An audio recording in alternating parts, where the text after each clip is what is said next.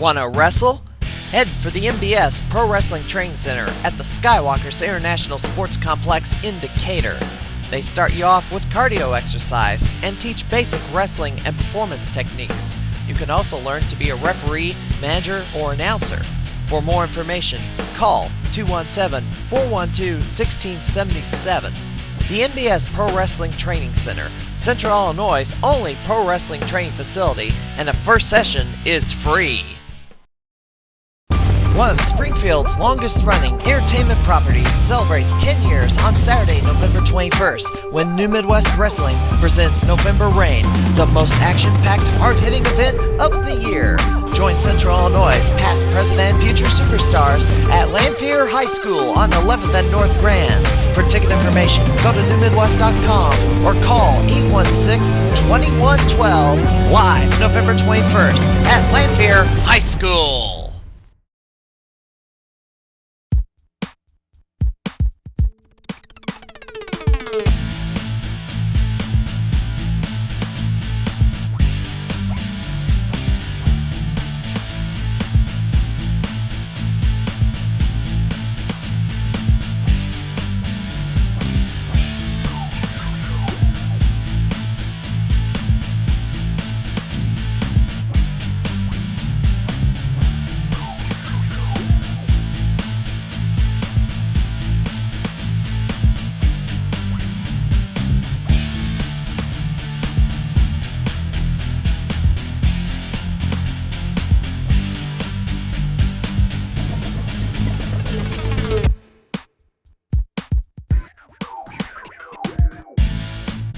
This is a flashback edition of the Nosebleed Seats as we go back to the very first interview ever conducted on the program.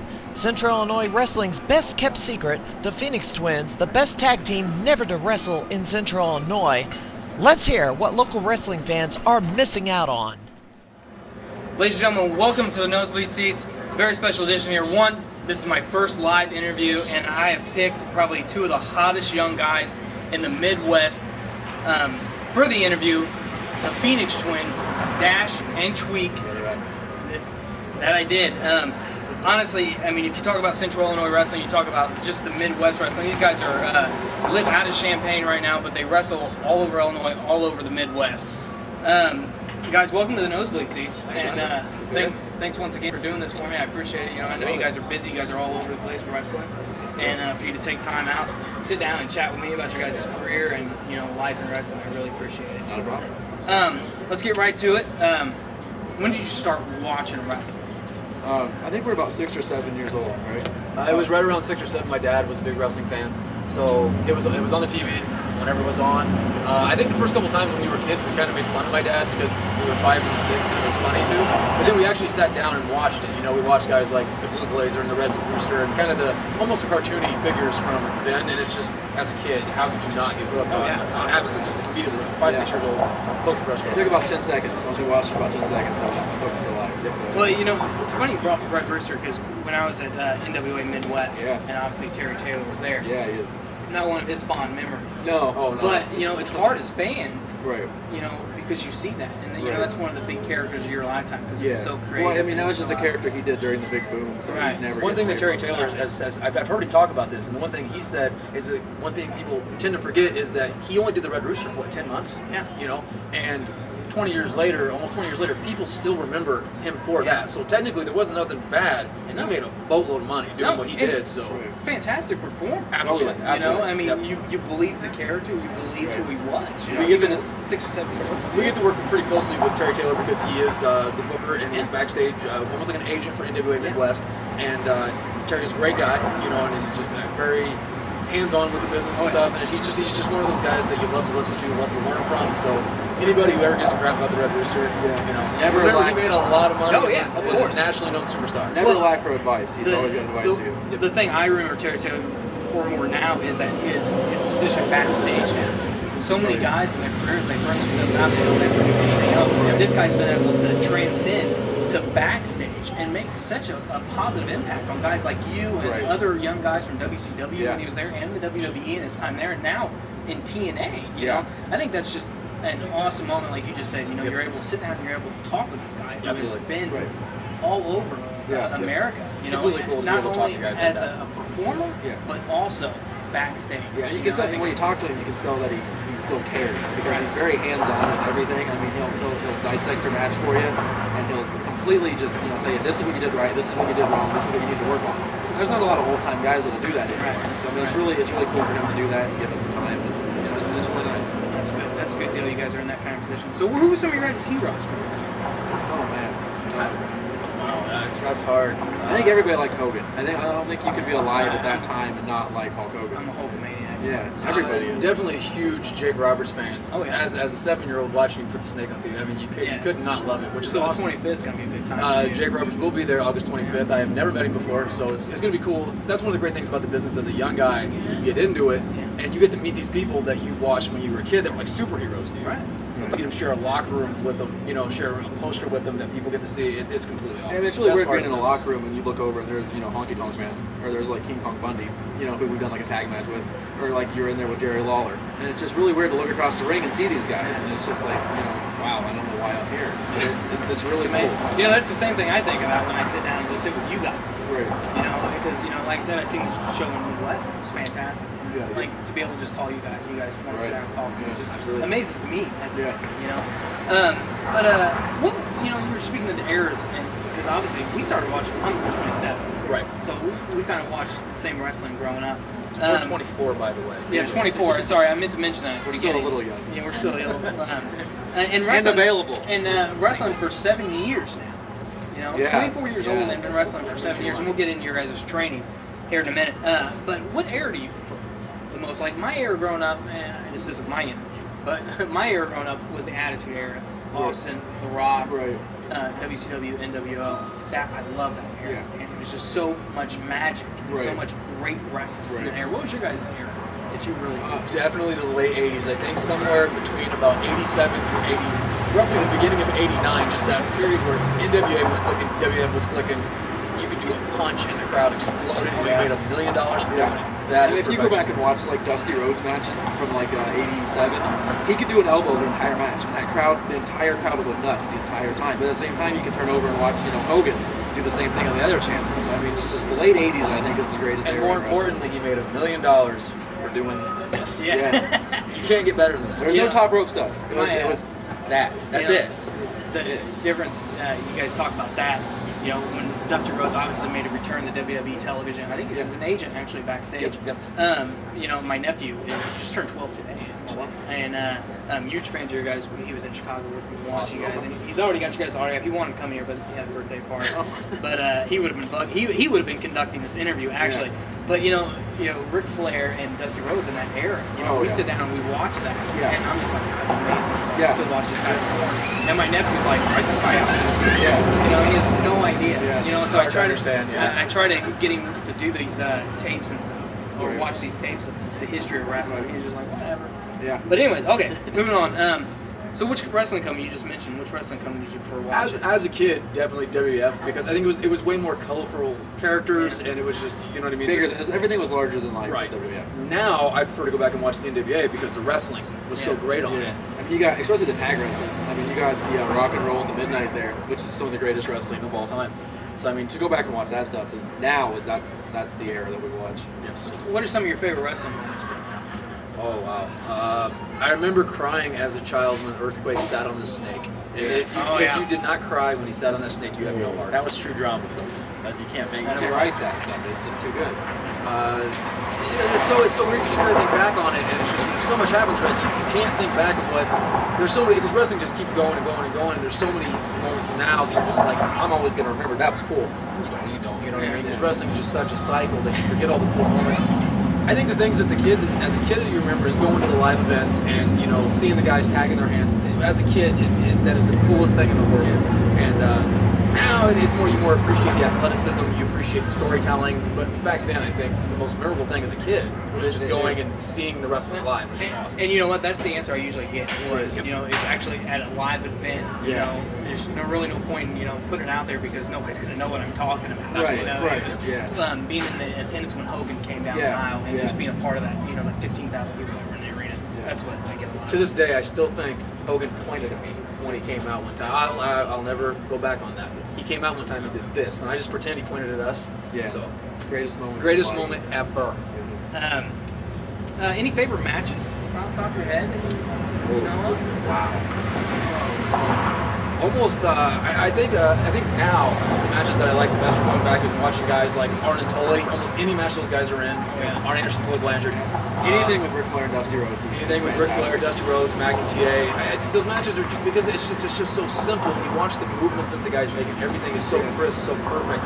And it's not the same today, but of course it's a different business today. There's not possible for a guy like Jimmy Valiant to get over today. It's impossible. But if you go back and watch Jimmy Valiant back then, that man would just dance and the crowd would go nuts. I mean, I think today, like in the past few years, if you put Shawn Michaels in a main event, you know, those are the best matches today by far because it's just so.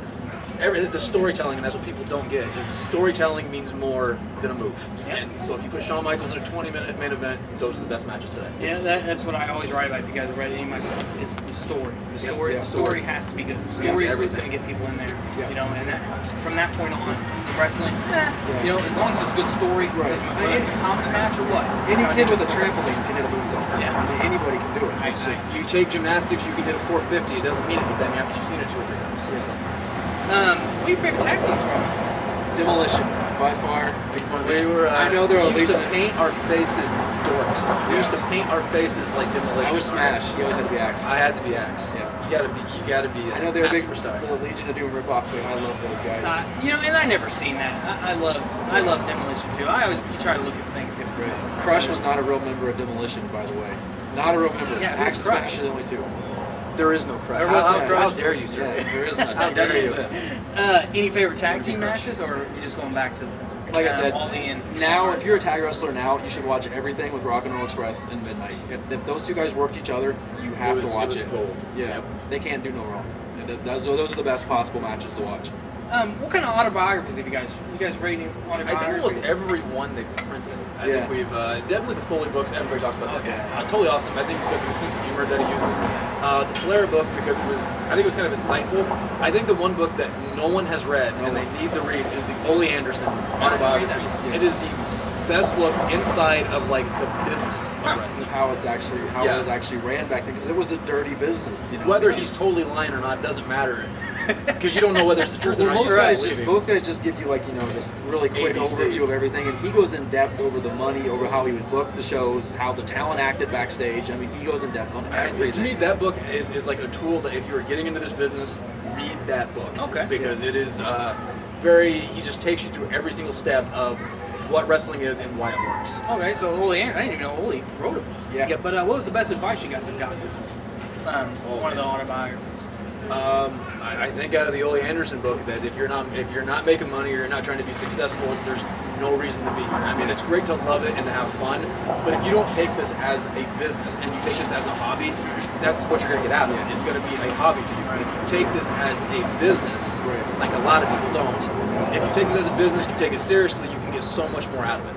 And it'll improve all of indie wrestling because there's too many guys that take this is just a hobby, and they're just like, oh well, we'll pretend and play fake and pretend to beat each other up, and that's it's almost become like a hangout for these guys. Like they'll come to the shows and they're just dressed in street clothes. They're not there for business. They just come dressed like they just came from the gym, and it's just like I want to go hang out with my friends and do a show. Like they don't have any preparation. They're not there to it's just let's go hang out, and it's not a business. And if you read the autobiographies, to answer your question, the one thing to take out of that is you get out of this business what you put into it. Right. Yeah. Good point. Okay. What moment did you guys decide to get into wrestling? I mean, what was that one? The absolute second we sat down and watched it. Yeah. It was one of those things that I think a lot of people do that when they find something that they love and they're naturally kind of good at, and as soon as you see it, I think everybody's a professional baseball player. The second they watch baseball, they knew it. You know what I mean? Right. So, but with wrestling, that was the same thing with us. We watched it right away. We started pretending we were the wrestlers on mattresses at home, and then every single day, wrestling. Yeah. You said your dad was a huge wrestler. Yeah, Who's your dad's favorite wrestler growing up? Well, Dick the Bruiser. He grew up in the Midwest, so of course, that's the TV that he got. He was so territorial then, but definitely Dick the Bruiser. He loved him. So today is your dad, so like he ain't got nothing on Dick the Bruiser. When like John Cena comes out there, does he go, he ain't got nothing? My dad likes Batista, so Wow, really? his opinion don't matter. Yeah. All right. Where'd you guys train at, and who trained you? We trained out of Spring Valley, Illinois for PCW, which is not the PCW Chicago, but the Powerhouse, which is ran by Tim Lyle. Yeah. We started, I think around August of 2001, we started getting trained there. The head trainers were Tim Lyle and a guy named Brian Dean. I don't believe their camp is still open. They still run out of Streeter, Illinois, and Lincoln to plug their shows. Right. August, September 28th. Yeah, there you go. There's a free plug for you. You owe us money. That they do. Yeah, it was a weird way to train though. Because, I mean, it was a really small building. It was almost like just a big garage. There was only 3 of us training, so like usually you get breaks. There was no breaks. So it was just bump. But it's almost better that way because you get more in one training session. But it was 2.5-hour drive up. We trained 2.5-hour drive back. We did that I think twice a week. Wow. Yeah. I think it's the due paying that a lot of people, and I don't want to pretend like we paid all our dues. We're still, we still need to pay as many dues as possible. I don't want to, like that. Piss off the old people. Exactly. That's what I'm going for. But at the same time, we were driving 2.5 hours just to get the training. We trained for 4 hours straight, twice a week, 2.5 hours back home. No matter if you were hurt, we showed up, we went. There was no heating in the building. There was no air conditioning. So we were wrestling, when we went to training, we had to wear 2 different sweaters, a skull cap, and like every 30 2 minutes we would have to stand in front of a heater just to get warm and then go take chops. They had a heater about yay big to heat the entire garage. And in a way that may not sound professional, but I think in a way it was because it just toughened you up so much in the business that I think that's the way it should be for more guys, because so many guys have like almost like an easy training period, and it's like a walk-in, and it's just like, I'm not saying we had the toughest training ever, we didn't, but I think that's the way it should be done, is make these guys tough, It's part of the business. Well, actually, Powerhouse just reopened their gym, I believe, in Streeter, Good for them. and are starting to train again. So you guys definitely recommend I think it's Dr. Tim Lyle, right? Yeah, I believe so. Dr. Tim Lyle. Absolutely. Yeah. I believe it's a very good starting ground. I believe it's myspace.com/Powerhouse Incorporated. I believe is the MySpace page for that. So anybody out there, take it from the Phoenix Twins, get a hold of Powerhouse, do some training with them. Right. Good stuff. There's a lot of other good training. Danny Daniels, great training. I think Danny Dominion has talked about opening a camp, and if he does, go to Danny Dominion. Eric Priest is no longer doing his, so I would have recommended Eric. But there are a few different training camps in Chicago that are really good, so kind of shop around a little bit before you Don't decide go to to the first one that you see. And don't go to the cheapest one, because that doesn't mean it's the best. There's a lot of crappy ones out there. A lot. What about St. Louis? I think there's like 20 in Chicago alone that just suck. Did you say about St. Louis? Yeah. Doesn't Harley race? If you're going to train in St. Louis... He's an Elgin. Elgin? Is he? Eldon. Well, Sarah, Missouri, and Eldon, Missouri. Eldon, Missouri. Go train with Harley. Go train with Harley. Right. Go train with Harley. WLLW is Harley's. Go train with Harley. And that's where the WWE sends people. Absolutely. That's why you go train with Harley. Mr. Perfect's boy just started, he wanted to get in after the Hall of Fame. He went to Shane McMahon and said, look, this is the business I want to be in. I want to follow my father's footsteps and his grandfather's footsteps. There you go. And Shane, Keith Walker, who is absolutely... He's signed by WWE right now. He's under a developmental contract down in Florida. He's a huge guy. He wrestled as Venom for AEW for a while. If you ever seen him, you know who he is because he's huge. He wrestled for Harley for a while. So, it's a step in the right direction. if we were having this interview 7 years ago, when you guys first walked into Powerhouse, into the training school, what do you think your views would have been on wrestling then? What would you guys have said if I would have asked you then, where would you be in 7 years? You sure wouldn't be out here. I don't think we would have said it, but I think dead would be the answer. Because that's when ECW was popular. So to us, when we first walked in, was I want to do a moonsault, and I want to do a flip to the outside. Yeah. And that's what every guy wants to do, which is awesome. And I think that's the problem with training, is that there's so many guys to tell them no. Stop it. Right. You're going to do this first. You're going to run first. You're not going to do a 450. Right. Don't even think about it. Well, that's good that you guys went to somebody like Tim Lyle, who's got a lot of experience, and said, look, it's not ECW. Right. Tomorrow you're not going to be in the WWE. You drove 2.5 hours out here. Put your sweaters on. Right. Exactly. We got to learn the basics bump. before you do anything Right. else. So that's good, and that's good information for anybody out there. It took a lot to calm us down. So we were so ready to do all these high spots because you watch on TV and like, oh, that's really cool. But you go back and watch it now, it's like, God, that's horrible. But we got to give some credit to Randy Ricci because we ended up working up there in AWF for him. We kind of trained a little more with him, and he kind of slowed us down eventually. He put us in matches where we had time to work. We didn't have to have 8 minutes to get everything in. So people know him as Rockin' Randy. Yeah. Most people, you either love him or hate him, but he's good. He was a good trainer, and he knew what he was talking about, and he knows how to slow guys down. you know, going back to that, everybody's always, you know, you got a love-hate relationship with somebody. Right. So I don't care who you are, as long as you treat the person with respect. Right. You know, they're not going to come at you.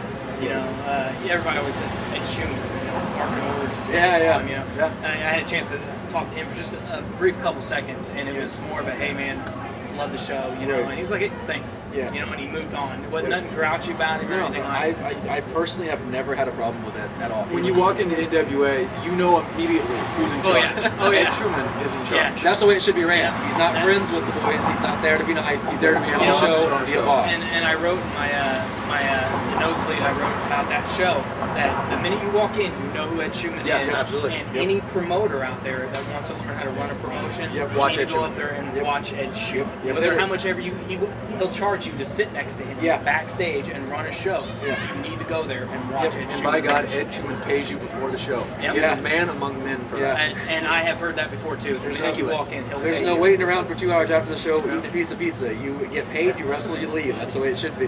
What was your guys' first match? Late November 2001, we actually wrestled each other. Yeah, we Oh, did, really? we did a three-way.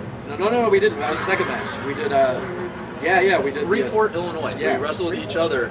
Opening match, it was awful. Yeah, it was really weird because As all first matches should be. never had a match before. We was actually supposed to just go and do ring crew, and somebody didn't show up, and they did an extra match. And it was like, you two guys are going out there. We didn't even have boots at the time. We had to borrow boots from the other workers, and then just like, okay, go out there and do a match. And it's, We had only trained for 3 months when we had our first match, so which is wrong. We should have trained much longer. But they felt we were ready. They put us out there. It was a great learning experience. We got to wrestle each other, so we beat the crap out of each other. We've watched it before, and there's such a difference between now and then because there's no. Everybody does it when they start. There's no vocalism. There was no mannerisms. It's just. I think we were actually out there doing the, like Yeah. mouthing it, but not saying it. Yeah. Which that shows you how bad we were. So anytime you guys are feeling down and depressed, you put that tape in, and you're like, And then I okay, all realized better. I could suck this bad. Yeah. I think if I watched our early stuff, I'd probably have to quit the business Oh, today. If we were still that bad. Yeah. No. Just watching it makes me want to puke. What's your guys' biggest accomplishment so far? Obviously, you guys have had tremendous success. Right. You know, what do you think? You know, and it may not be in the ring. It may just be, you know, a comment from somebody. What do you think the biggest accomplishment? I think one is we haven't sustained any major injuries doing the stupid stuff we did early on. Another one was working Jerry Lawler.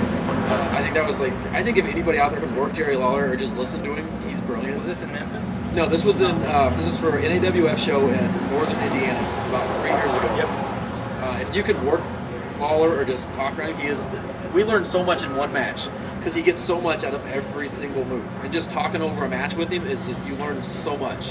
Still today, I mean, you watch him on WWE when he wrestles. Yeah. He can still the show at Absolutely. any moment. Yeah. In the same way with Ric Flair, Yeah. you know, and the Sting. Some of these old guys, I mean, they can go out there and just steal the show. Yeah, Yeah, well, I put Lawler in his own class as far as ring psychology goes. He's up there. It's him and Jake Roberts. Those two guys have the best ring psychology of all time. I think Lawler's number one. Absolutely. The guy does. I mean, look, you watch him, especially in his old days. I mean, you know, he was more over than any man alive in Memphis. But at the same time, he could do one punch for 20 minutes. Think about that.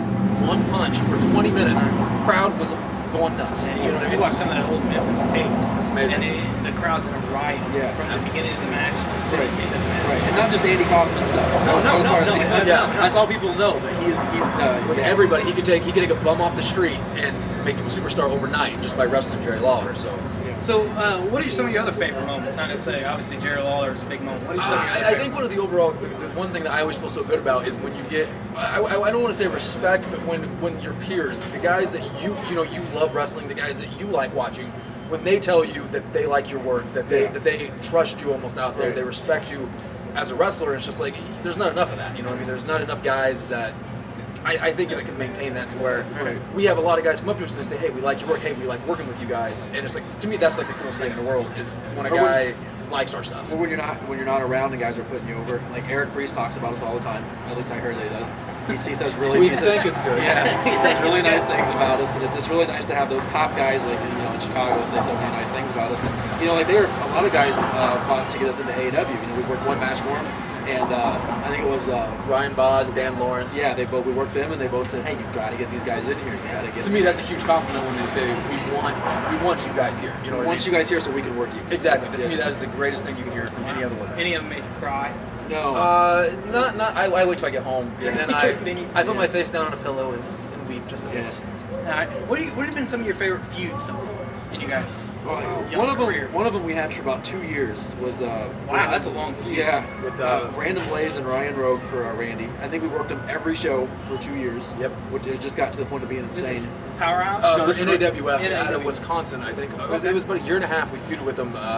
All kinds of matches. Good stuff. Tables matches, no DQ. We had our first cage match with them. First cage match with them.